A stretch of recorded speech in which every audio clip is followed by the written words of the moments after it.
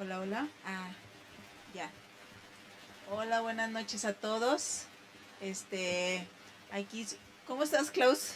Muy bien, Jessy, ¿tú cómo estás? ¿Cómo Muy te bien. encuentras hoy? Muy bien, con esta lluviecita que acaba de empezar a llover, Sí, ¿no? sí, ya se veía venir, ¿eh? Sí. Sí, ya estaba aquí persiguiéndonos, pero bueno, hace falta también que se refresque. Sí, que nos refresquemos. Pues bueno, vamos a presentarnos, Klaus, porque el programa pasado todavía no teníamos el nombre de nuestro programa, ¿no? Entonces, pues hay que invitar a todos que nos empiecen a escuchar como La Charla con Jessica Borgo y Claudia Melgar. Así es, sí, claro que sí. Bueno, pues aquí vamos a estar todos los jueves a las 7 Así con es. temas de interés general y bueno, pues sobre todo van a ser temas muy prácticos y que bueno, van a contribuir mucho para el desarrollo Así personal. vamos a poner nuestro granito de arena, ¿verdad? Para todos. Por supuesto, así que bueno, esperemos que sea de su agrado. Bueno, entonces la charla por Somos Plus, entonces que nos sigan y que nos den likes y que nos manden saluditos, ¿verdad? Claro que sí. Y aprovechar hay que dar el teléfono de la cabina para por si llegan saludos, comentarios. Es el 3318 68 07 58. Y pues vamos a empezar a presentar a nuestra invitada de honor, que es nuestra segunda invitada y esperemos que sean muchos más, ¿no? Para este programa, pues la licenciada Tere Valdivia. ¿Cómo estás, Tere? Hola, ¿qué tal? Muy bien, no sé si ahí me escuchan bien. Te escuchas perfecto. Súper bien. Perfecto. Pues muchas gracias por la invitación. Un placer estar aquí, un placer estar aquí con su audiencia y pues bueno, veo que es algo nuevo, así que pues mucho éxito. Así es, eres de las pioneras, entonces si nos va muy bien, tú nos vas a dar como la patadita, digamos. Por supuesto, las mejores suerte. vibras.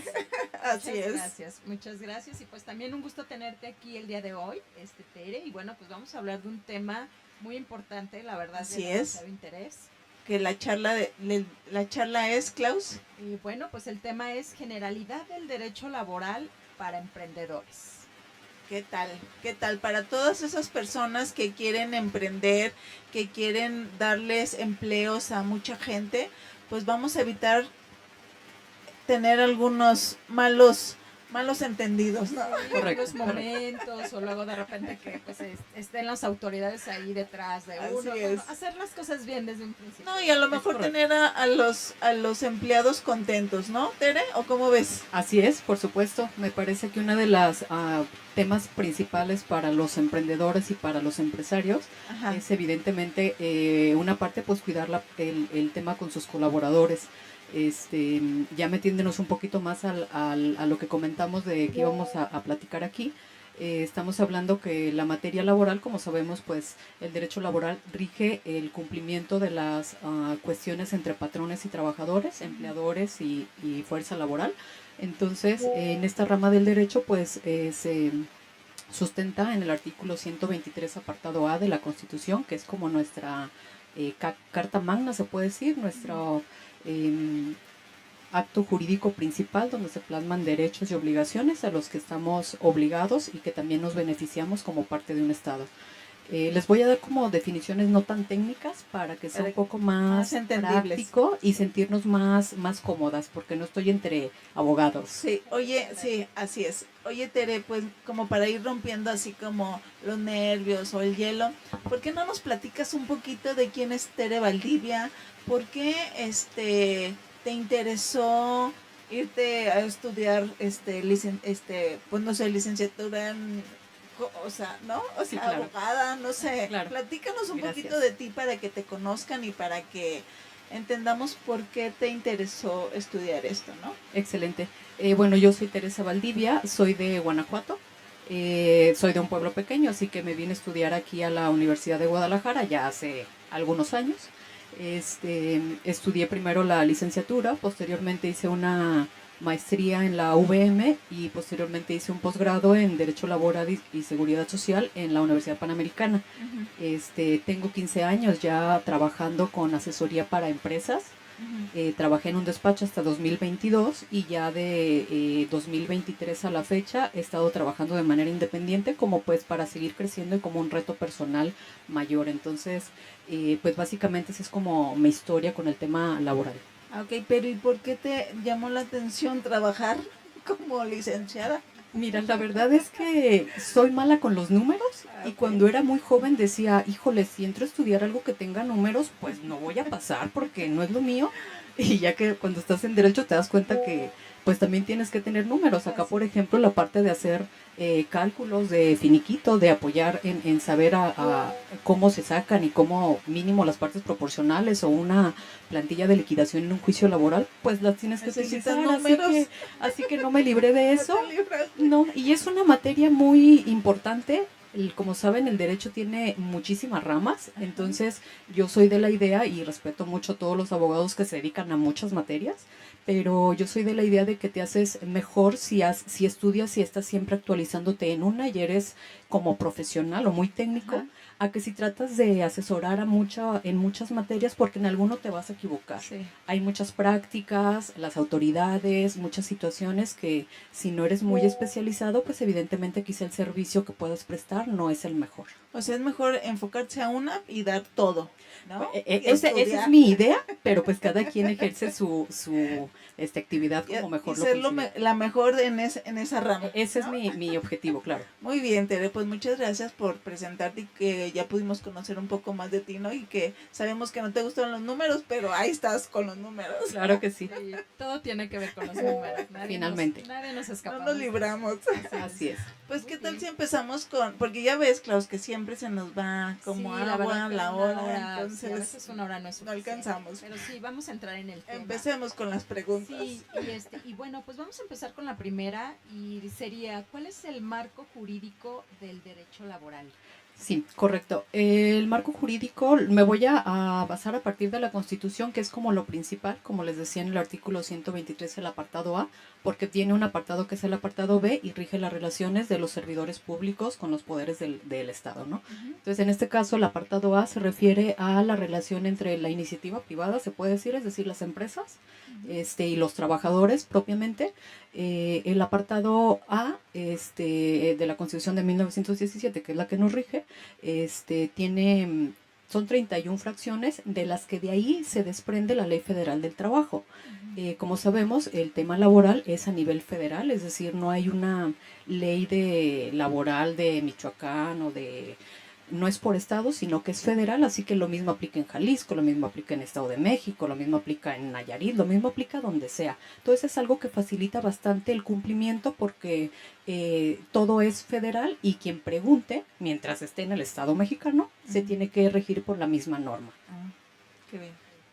Muy bien, entonces para todo el país. Es correcto. Además de la Ley Federal del Trabajo, que es la ley secundaria de la Constitución, están también tratados internacionales que México está obligado a cumplir. Están también para temas de seguridad y salud en el trabajo, normas oficiales mexicanas que vigila el cumplimiento de la Secretaría del Trabajo, que en un momento más vamos a hablar de qué se trata. Y están también, por ejemplo, el TEMEC, que muchos y que seguramente todos los empresarios conocen, dentro de cuando se hizo la negociación y se le puso ya el cambio de TEMEC en 2018, se pactó justo un apartado de laboral en el apartado 23 porque un capítulo completo porque justo para tener o firmar ese acuerdo con Estados Unidos y Canadá, una parte importantísima era que los empresarios mexicanos cumplieran con las leyes laborales, es decir, nuestra ley federal de trabajo, que es hermosa, de 1010 artículos, pues es muy bella, pero al final no, había muchas malas prácticas que no se cumplen y como buenos mexicanos somos muy brillantes para ver estrategias que no son estrategias jurídicamente viables, pero hay quienes las proponen. Sí. Y todos mientras digamos, no, pues me la salto por aquí, me ahorro acá, no pago acá, me conviene esto, pues al final nos salimos muchísimo del contexto jurídico que estábamos obligados y que ya estaba. Entonces ha habido muchas reformas para obligar de alguna manera que los empresarios cumplan con las obligaciones legales. Sí, es lo que te iba a decir, o sea, si nos vamos a trabajar a otro lado, no nos chamaquean como diciendo, pues es que estás acá en Guerrero y pues las leyes son diferentes. No, entonces, no, es no lo nos mismo. chamaquean. Es lo mismo. Y la verdad es que en todos los estados hay prácticas diferentes y prácticas de las propias autoridades. Ahorita que llegamos a la parte de autoridades y procedimientos, la materia laboral no tenía muchos cambios desde hace años, pero últimamente a partir de una reforma a la Constitución en 2017, se vino un cambio, yo creo que 360 grados en tema laboral, y los podemos ir platicando en un momentito, pero sí digamos que tenemos poco tiempo con un sistema nuevo, autoridades nuevas, procedimientos diferentes, porque ya se eliminaron las juntas de conciliación y arbitraje, que es lo que todos ubicábamos para ver temas de litigios, y ya ahora son en el Poder Judicial. Entonces digamos que ahorita está entretenida la materia porque hay cosas novedosas. Nuevas, sí. Ajá. Ok. Oye, nada más eso sí, que entiendan que a veces en cada empresa sí hay algunos reglamentos y hay algunas como reglas, ¿no? En cada negocio, ¿no? Eso sí es válido también. Sí, una de las obligaciones que tienen los patrones, pues es obviamente tener, de acuerdo a su giro, tener un reglamento interno, tener sus políticas, procedimientos, manuales, y evidentemente, pues si no contraponen lo que dice la ley reglamentaria y los reglamentos, pues estamos en Es válido. cumplimiento, es Ok. correcto. Pues qué bueno, pues muy buena, es bueno saber todo Sí, eso, claro, ¿no? muy buena información, muy valiosa. Bueno, la segunda pregunta, Tere. ¿Cuáles son las autoridades en materia laboral y qué funciones tienen? Las autoridades laborales, como les decía, antes estaban las juntas de conciliación quienes veían los litigios, ahora ya son el Poder Judicial a través de sus tribunales laborales, y se está la parte local o federal. Ahí sí hay una diferencia porque pese a que la ley es federal, hay giros que propiamente en la Constitución, en el artículo 123 que les mencionaba, y la Ley Federal del Trabajo, hacen una diferenciación en cuanto a qué te dedicas. Por ejemplo, si eres un banco, pues eres del giro federal y te vas a los tribunales federales. Ok. Y si eres un giro, no sé, de comercio, servicios, pues te vas a la parte local. Entonces, allí sí hay una diferencia de las autoridades, pero finalmente ya ahora es el Poder Judicial quien lo lleva. Un punto importante a considerar es que todos los juicios que hay, porque sigue habiendo, siguen vigentes en las juntas, pero ahora si un trabajador quiere demandar o si un patrón quiere rescindir a un trabajador en un procedimiento ante la autoridad, pues ya lo tiene que hacer en los tribunales.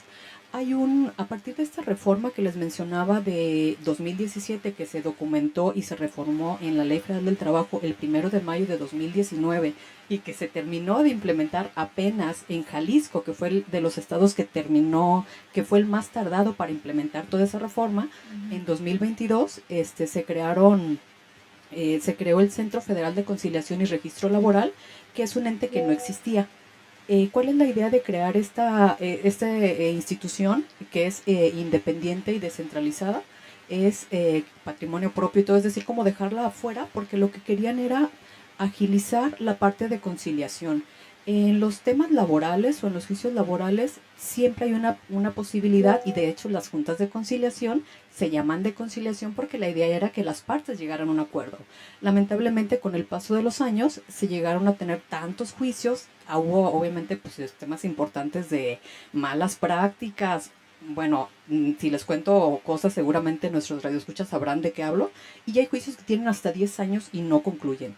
Entonces se dijeron, oye, tenemos que hacer como que para mejorar esto, pues realmente hacer como un cierre, hay que cambiar ahora sí el tema a los tribunales del Poder Judicial, que es al que le toca administrar, llevar esta parte de la justicia y de los litigios. Entonces ya lo cambiaron al Poder Judicial, y se pretende que ahora sí duren los juicios lo que decía la propia Ley Federal de Trabajo que no se cumplía, es decir, que sea rápido, que sea eficaz, inmediata, que se cumpla con los principios básicos que estaban establecidos pero que no se llevaban a cabo, y se creó este centro porque hay una obligación de antes de irte a un juicio de conciliar.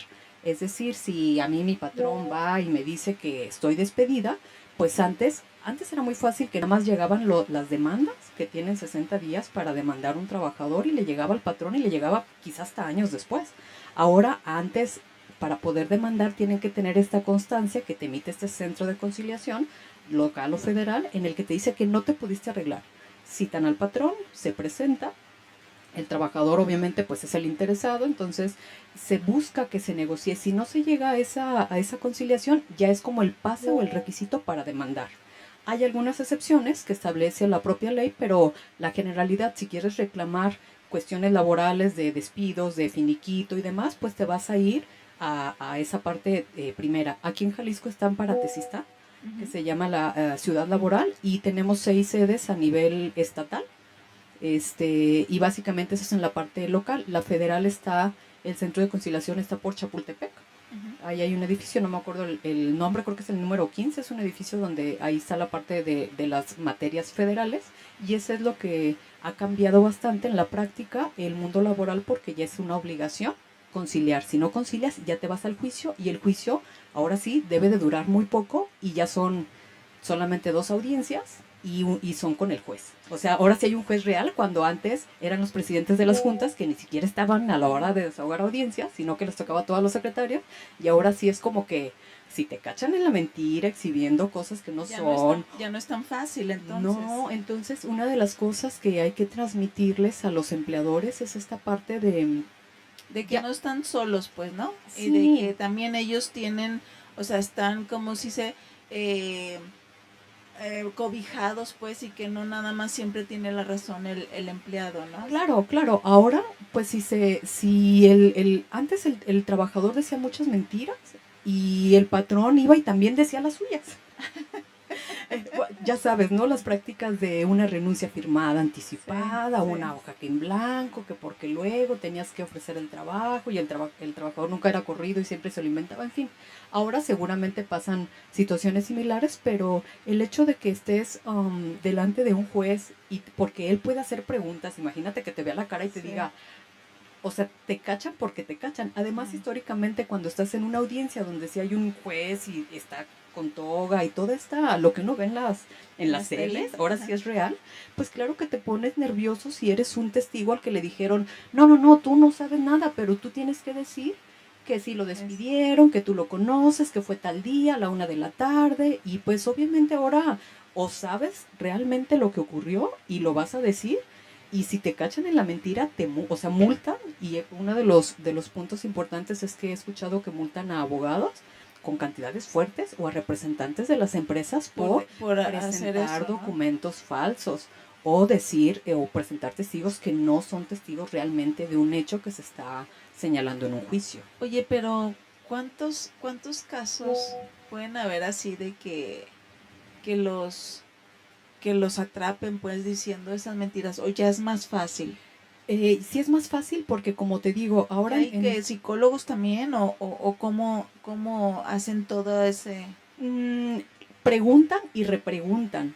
Primero hay una etapa escrita Ajá. en la que se contesta, se ofrecen pruebas, la ley señala cuáles pruebas son para las dos partes, y hay como esa parte escrita previa a las audiencias donde contestas, y luego el demandado te hace también su contestación a la demanda y hace réplicas, es decir, temas que no se presentaron, o si yo presenté pruebas que no tenía la otra parte, y así es como un llevan y traen en una parte documental donde ya hay Hasta todo el quien caiga. antecedente.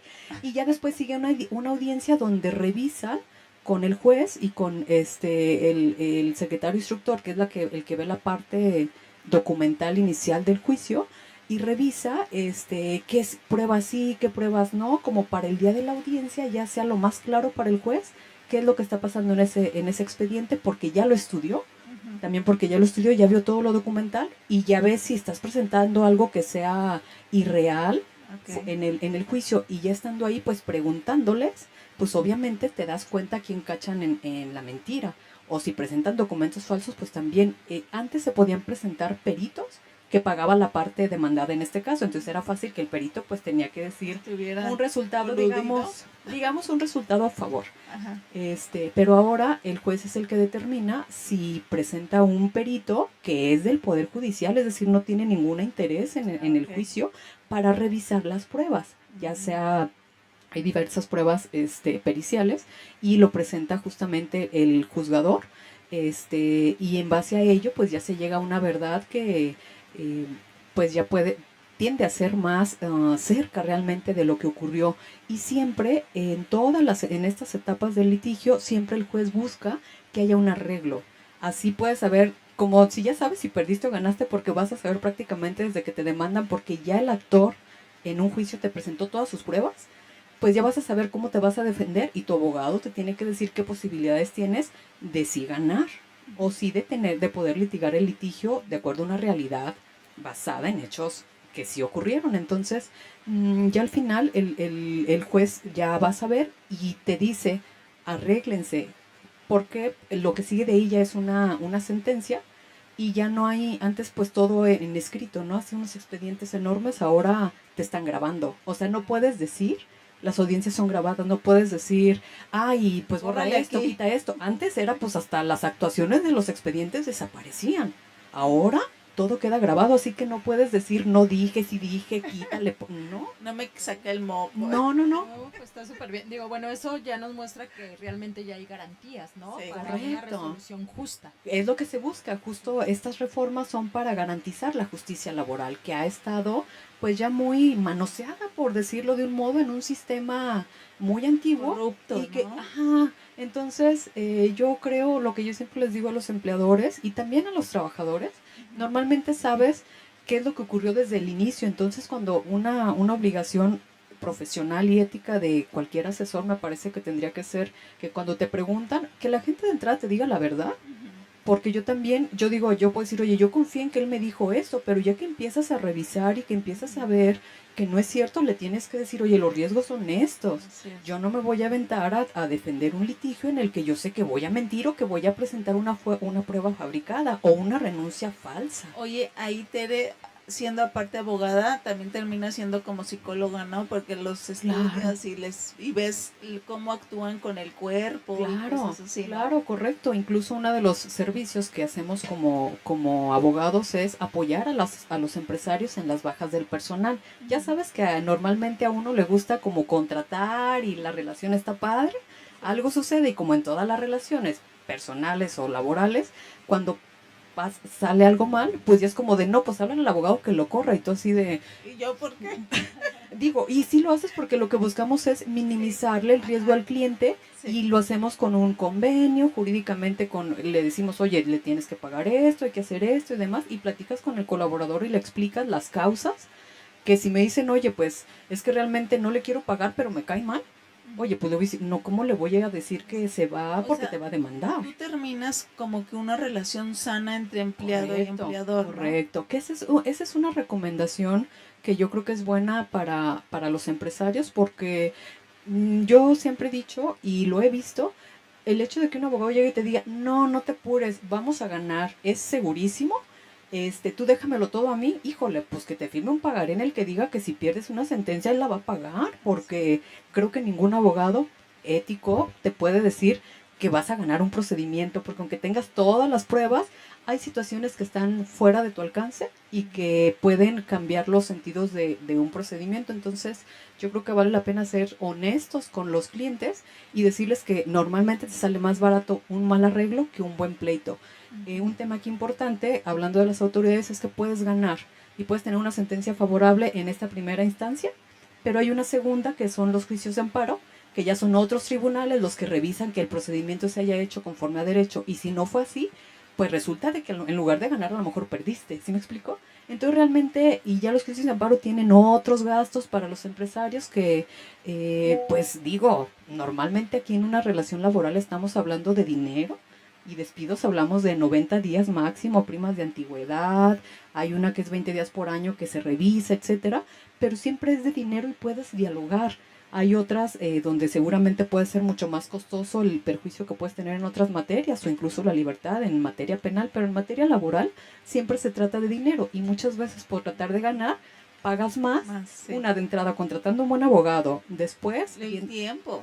el tiempo. Después, si se vas a segunda instancia, hay unas garantías que tienes que pagar, subsistencias. Entonces, al final te puede salir muy caro. Y a los empresarios medianos o pequeños, créeme que les da, es un dolor de cabeza y una preocupación, porque lo que necesitas es generar en tu negocio. Imagínate si tienes 10 empleados y tienes un juicio hace 5 años que ya cuesta 600,000 pesos, pues claro que no te deja dormir. Sí, no. Las empresas grandes tienen provisiones en sus presupuestos para temas laborales, pero las empresas medianas o pequeñas, que es la mayoría, en tanto en Jalisco como en la República, pues claro que les duele mucho tener contingencias y preocupaciones en ese sentido. Oye, Tere, cambiando ahorita un poquito de tema, empezaste diciendo, les voy a hablar que sea lo más claro, y que lo podamos entender. ¿Cómo admiro a los abogados? Porque hay tantos términos que tú dices, ¿cómo se pueden aprender tantos términos, no?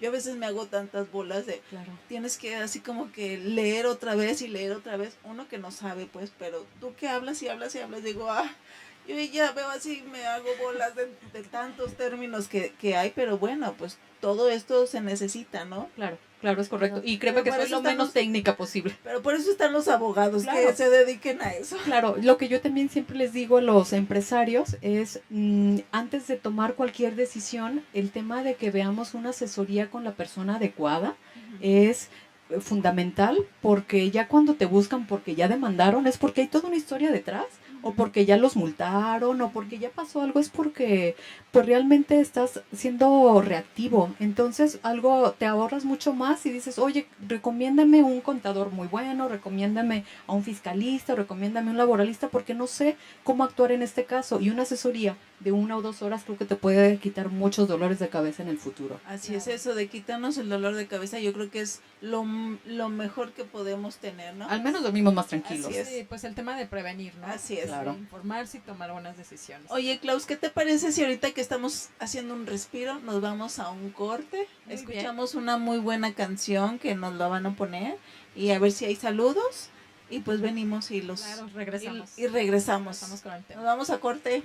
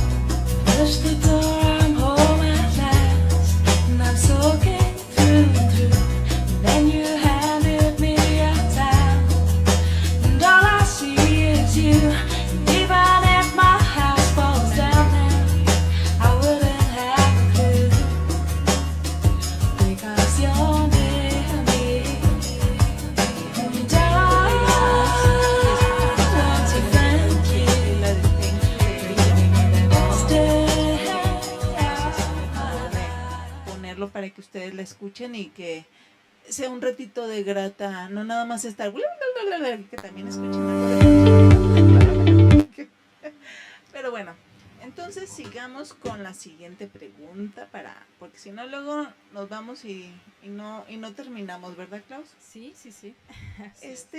La otra pregunta es, ¿cuáles son las obligaciones de un patrón al contratar trabajadores? Wow. Muy bien. A ver, esa yo quiero apuntar, por favor. Sí, esa es una pregunta que me parece que todos los empresarios tendríamos que conocer a detalle. Así es. Y un tema importante es que luego dicen, oye, no, pero es que yo solamente tengo un trabajador y me ayuda en ratos o dos o es mi tres. conocido. Es mi amigo, incluso familiares, pero finalmente la obligación no tiene excepciones y la autoridad tampoco va a hacer excepciones por un número de personas. Entonces, creo que el conocer a detalle que un proceso correcto de selección y reclutamiento de personal es importante, y si de plano ya eso ya me lo recomendaron y yo lo entrevisté y me pareció bien, está perfecto, pero el generar un expediente de contratación, un expediente sobre todo de documentos personales, porque hay que recordar que tenemos que pedirle, digo, además de documentos de identificación, número de seguridad social, alta en el SAT y estos documentos para ir integrando su expediente, para poder generar su alta, para también el tema de la carta policía. Fíjate que con la carta policía hay un tema muy importante también que vamos a hablar, es de evitar la discriminación, o son de las cuestiones que están siendo muy revisadas por las autoridades: discriminación, acoso, hostigamiento, no igualdad entre hombres y mujeres y demás, porque justo hay criterios, creo que aquí en Jalisco todavía puedes sacar esa carta de no antecedentes penales, pero en muchos estados ya no está permitida. No, Entonces, porque pues evidentemente el hecho de que puedas tener algún tema administrativo, que es lo que te arroja esa carta, no necesariamente es que que hayas asesinado a alguien y que hayas estado 10 años o 15 en prisión, pero no significa que con eso te puedan, una, que seas culpable, y dos, que si alguien cometió algo, pues negarle el acceso al trabajo. Recordemos que el derecho al trabajo es un derecho fundamental, y dedicarte a cualquier trabajo siempre y cuando sea lícito. Entonces, justamente, cuidar estos temas de no discriminar, de no señalar quizá edades en tus perfiles, todo esto está siendo también muy revisado. Yo creo que entonces más bien, en vez de la carta policial, es más bien que en tu negocio o en las empresas haya ese tipo como de psicólogo o tengan esa área, ¿no? ¿O qué? Pues al final sería hacer como las evaluaciones que requieren para el puesto. Obviamente evaluaciones psicométricas, psicológicas, pruebas de confianza, dependiendo de los puestos, pues siempre son recomendables, porque sí es bueno saber que la persona que vas a trabajar pues cumple con el perfil, pero aparte tiene la capacidad de desempeñar un trabajo. Entonces sí me parece buena esa parte. Entonces, en esta parte de la integración de su expediente, tener también datos de contacto y de familiares. Me toca ver de manera reiterada que luego tienes solo la información de la persona y luego pasa algo, un accidente, me han tocado casos hasta de fallecimientos, y luego no sabes ni a quién buscar, a quién avisarle. Entonces sí es bueno que en su expediente tengas esa información, y que puedas comunicarte con las personas y que sepas de entrada pues que el domicilio que tienes actualizado y demás. Y posterior a ello también pues tener obviamente su contrato individual de trabajo, que ya dependerá del tipo de relación, pues qué tipo de contrato es, que es toda una materia también los contratos laborales. Podemos platicar de ello en otro momento, pero tener ese contrato, darle a conocer tu reglamento, tus políticas, tu protocolo de no discriminación y hostigamiento y acoso, circulares, código de ética, para que tu sindicato, si tuvieras contrato colectivo, para que el colaborador sepa cuáles son las reglas. Es muy reiterado que contratan a la persona, igual dicen, oye, después te doy el contrato, no se lo dan, o le dan el puro contrato, y después dicen, no, pues es que no es bueno para el puesto, y tú, pero ¿cuáles son los indicadores? ¿Cómo le has hecho saber que no es el bueno para el puesto? ¿Cómo has documentado su desempeño? ¿Cómo has documentado sus incumplimientos al reglamento interior de trabajo, a comportamiento con compañeros, a faltas? ¿Sí me explico?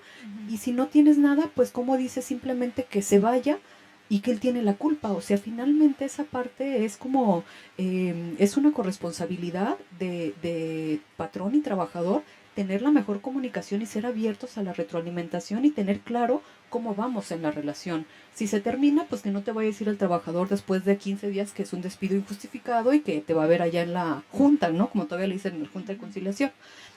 Sino que puedan decir, oye, pues sí, efectivamente no hice esto, me lo hiciste saber, incumplí en esto, falté, llegué tarde, me peleé con mi compañero, etcétera, me peleé con un proveedor, no sé, situaciones que de entrada sabías que no se podían hacer y finalmente terminar la relación y terminarla de la manera correcta, pagarle lo que le corresponda y documentarla.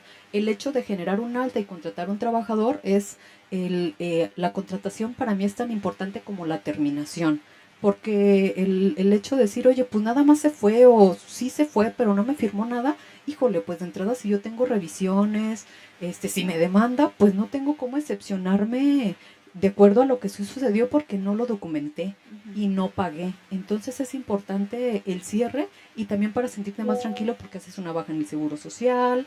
Si te revisan, pues sabes que tienes ahí los documentos, hay que conservarlos, los contratos, todos los recibos de pagos de prestaciones, de vacaciones, de antigüedades, de aguinaldos, de ¿Cuánto tiempo tienen que PTU. guardar esos documentos? Según la Ley Federal del Trabajo dice normalmente que un año después de que se termina la relación, pero la sugerencia es que mínimo sean 5 años porque tienes revisiones puedes tener revisiones obviamente de Hacienda, puedes tener revisiones del Seguro Social y ellos te van a revisar muchos años para atrás, entonces sí es importante guardar expedientes de las personas y todos los recibos de pagos de prestaciones o en el peor de los casos en un juicio laboral porque hay que exhibir pruebas. Ajá. Entonces sí es importante tener un resguardo yo sí sugiero 5 años para las terminaciones Para de evitar. relaciones. Sí, claro.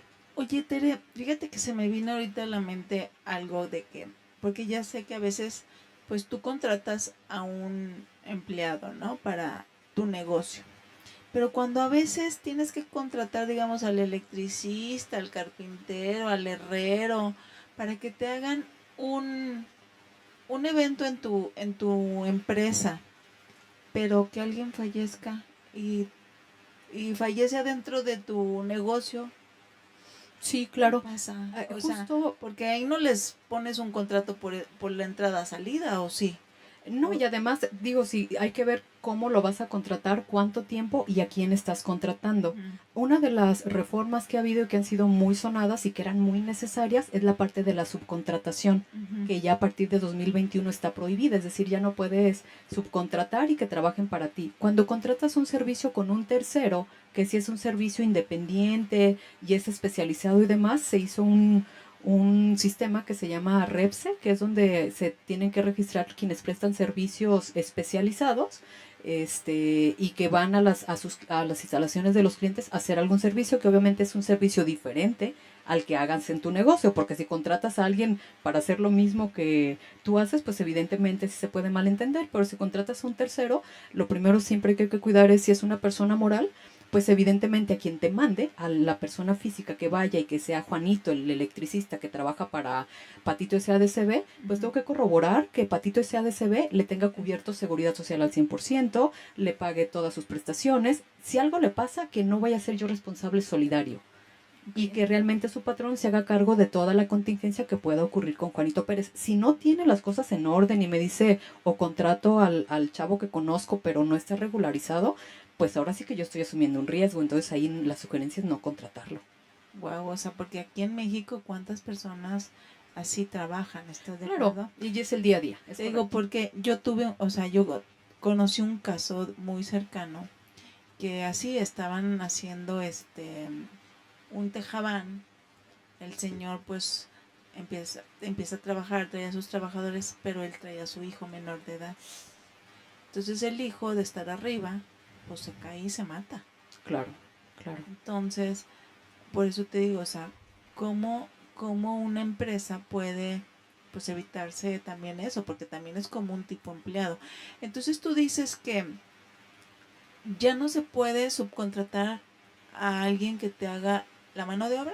No, ¿te acuerdas o se acuerdan que hace años era muy fácil que Adeco, todas Sí. estas empresas lo que hacían eran como pagadoras?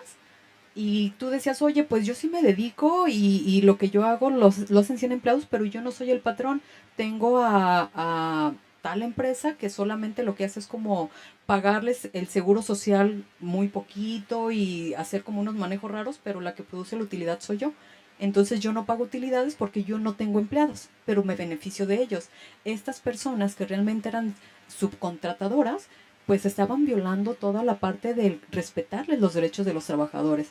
Bajas y altas a cada rato, te cambiaban de una razón social a otra, no te pagaban utilidades, no generabas antigüedades, y pues claro que eso es un perjuicio muy importante para los trabajadores y se tuvo que hacer una reforma en la que completamente se prohibió la subcontratación. Entonces ahora lo que tienes que hacer es que tú te dediques a lo que te dediques. Si requieres trabajadores, los contrates tú directamente, la que genera la utilidad y la que tiene la operación de manera directa. Y puedes contratar servicios especializados de terceros para una actividad que no tenga nada que ver con tu negocio y que realmente ese tercero cumpla con unos requisitos muy específicos que quedaron en la Ley Federal del Trabajo y que en registro en la Secretaría del Trabajo, que se verifique que realmente hace y puede operar y pues dar un servicio a ti, que tú lo puedes contratar y tienes que hacer unos informes y tienen que hacer unos informes al IMSS y al Infonavit de todos los contratos o de los servicios que contratas en este contexto. Entonces, pues es un beneficio para los trabajadores porque ahora sí, si tienes utilidades, las tienes que pagar. Y tienes que pagar al 100% prestaciones y generar antigüedad y lo que se necesite.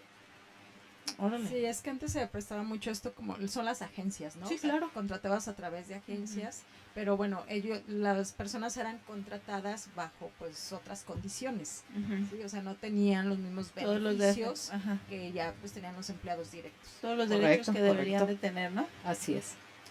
Muy bien, Klaus, ¿cuál es la otra pregunta? Bueno, la que tenemos enseguida es ¿qué documentos debes conservar para el caso de un juicio laboral?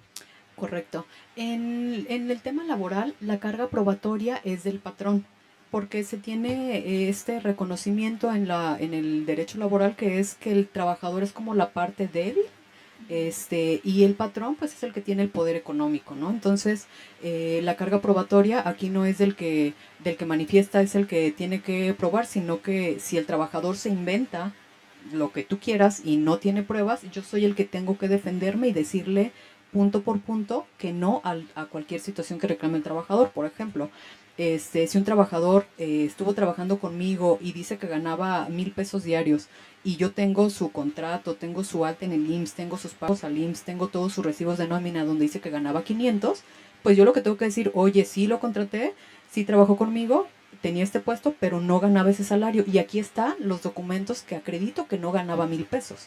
Entonces, si yo soy de los patrones que no lo di de alta o no me firmaba nada y demás, y el trabajador dice que ganaba 1,000, híjole, pues puedo perder con 1,000.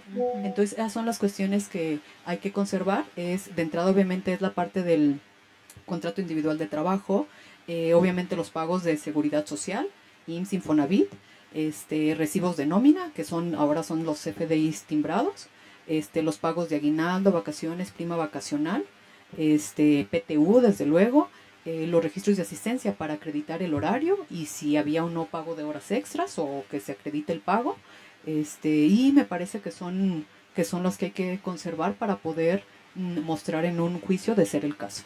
Oye, Tere, ¿y cuál es el salario mínimo ahorita para contratar a alguien? Son 248.93. 248.3. Ajá, que realmente pues contratar a un trabajador con el salario mínimo te cuesta con seguridad social más de 10,000 pesos al mes. Los 8,000 que se lleva el trabajador más lo que pagas de las aportaciones de seguridad social, que son alrededor de 2,000 y pico por un salario mínimo.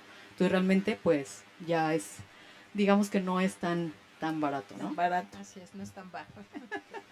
Yo creo que también por eso la gente a veces pues quieren dar empleo, pero no pueden pagar Es todo correcto, eso. es correcto. Entonces a veces por eso evitan, ¿no? El tenerlos dados de alta, ¿no? Pero bueno, esperemos que todo esto cambie y todo podamos mejorar, ¿no? El día a día aquí en nuestro las México cargas, lindo y querido. las cargas sociales para los emprendedores o empresarios Sí. son muy altas. Obviamente, si me dices, oye, ¿qué te da más miedo? Pues obviamente temas del SAT. Sí. y temas de seguridad social me parece que me preocupan más que los de la Secretaría del Trabajo porque son más negociables de alguna manera. Obviamente riesgos de trabajo, que es el que comentabas, pues si eres un negocio chiquito y se muere alguien en tu trabajo, pues obviamente eres responsable y pagas, me parece que son 1,025, no me acuerdo la cantidad, pero sí son más de 1,000,000 que pagas y en eso se te puede ir toda tu inversión de tu negocio por no haber cubierto seguridad social, porque si cubre seguridad social, el IMSS se hace cargo. El IMSS se hace cargo de todo y pensiona. ¿Cuánto es cobrar lo de seguridad social? ¿Mande? ¿Cuánto es cobrar? O sea, ¿cuánto es el costo de el gasto ese de seguridad social? Pues son las aportaciones que te digo que se hacen para el trabajador y son alrededor de, por un salario mínimo, te decía que son más de 2,000 pesos al mes. Okay. El Infonavit se paga cada 2 meses si hay algún tema de crédito y el IMSS se paga cada mes. Entonces es lo que te aumenta si contratas a alguien y el riesgo es, sobre todo, enfermedades de trabajo y riesgos de trabajo, es donde hay una duplicidad en la Ley Federal del Trabajo y en la Ley del Seguro Social, porque primero se creó la Ley Federal del Trabajo y después la Ley del Seguro Social. Entonces, si ustedes leen el apartado de riesgos de trabajo en la Ley Federal del Trabajo, te menciona unas cosas, pero luego te vas a la Ley del Seguro Social, que es la que se encarga de cubrir esta parte, y te dice que se hace responsable de lo que viene en la Ley Federal del Trabajo si estás pagando riesgos de trabajo. Entonces ya se subroga esa responsabilidad y se va conforme a la Ley del Seguro Social y el Seguro Social se hace cargo de todo.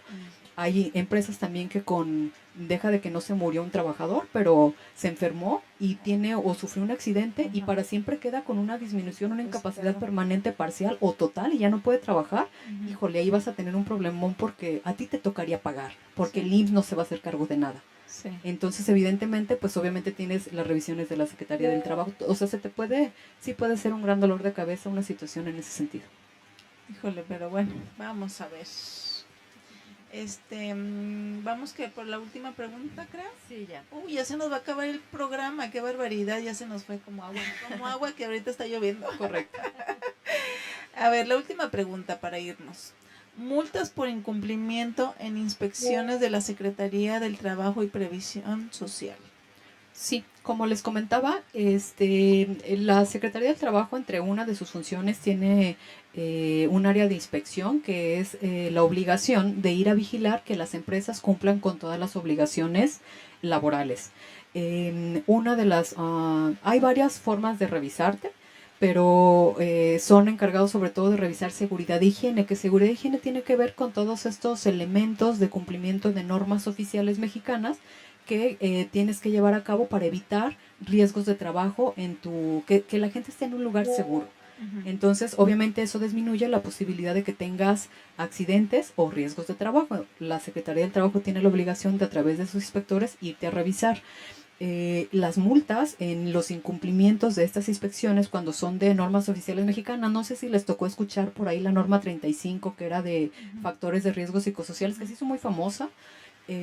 Pero la voltearon a ver mucho porque la hicieron muy comercial, pero realmente si eres una oficina administrativa te tienes que preocupar mínimo por 15 normas oficiales y el cumplirlas digamos que es bastante trabajo y tendrías que tener una persona prácticamente para dedicarse a eso. Entonces, cuando ya te llegan inspectores de seguridad e higiene a nivel federal, pues sí tienes que dedicarle mucho trabajo porque si no las cumples, la multa sí puede ser muy, muy alta. He visto multas de 500,000 pesos, dependiendo de tus puntos de incumplimiento por todas las normas que te aplicaban. Además de que reformaron el reglamento de inspecciones hace un par de años y ahora pusieron más candados porque justo había pues mucho incumplimiento y, por ejemplo, ahora si llega un inspector y no lo dejas entrar, ya de entrada te van a multar. Entonces tenemos multas muy, muy altas. Porque antes si no los dejabas entrar no pasaba nada, ¿verdad? No, te tenían que ir a visitar o así, pero ahora ya de entrada hay una negativa y aparte de que si no llevas los documentos pues ya tienes doble multa.